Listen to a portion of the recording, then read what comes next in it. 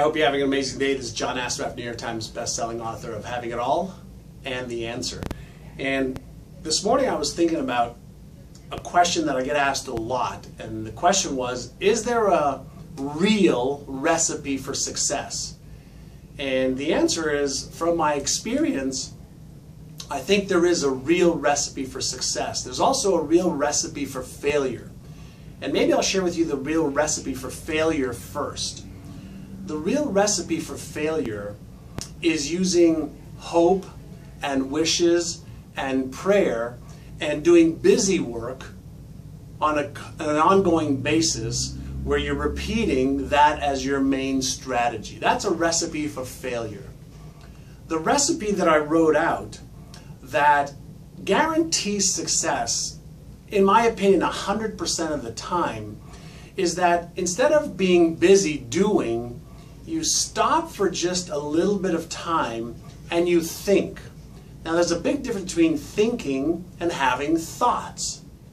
And if you thought about what it is that you really want to achieve, because when you decide what you want to achieve, you set an intention for a direction or a course or an outcome that you want to achieve, and that just takes a little bit of thinking. So you ask yourself, what do I want to achieve? So you think.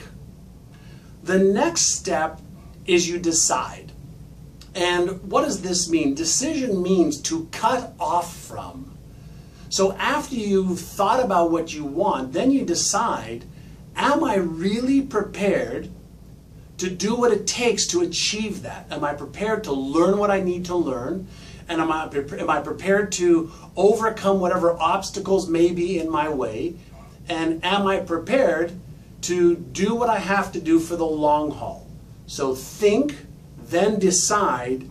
Then the next phase, which I would say 99% of the people fail at or miss, is they don't develop a plan. And so think about this. Would you ever get on an airplane with a pilot that didn't have a plan on how they're going to get from where they are to the destination? Or a captain of a boat? Of course not. They chart a plan. And so the third part of achieving success in a reliable, perfectionist way is to plan. What's the first step? What's the second step? What's the third step? What's the help you need? And you chart a course. Even if you just start the first 3 or 4 steps, it's better than not having a plan.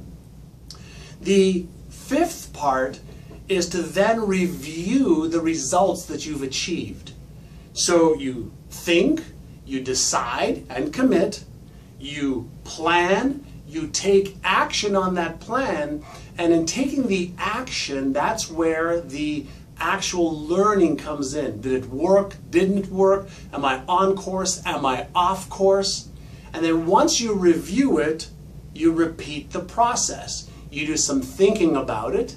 Then you make a decision what the next steps are.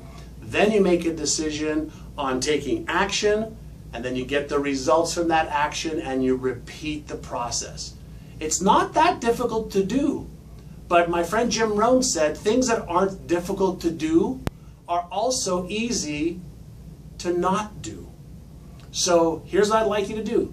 Take some time today, think about what you want, decide whether you're committed to achieving it, plan 3 or 4 steps towards it, take action, see what the results are, and then repeat the process. That's a surefire way to achieve any goal you choose.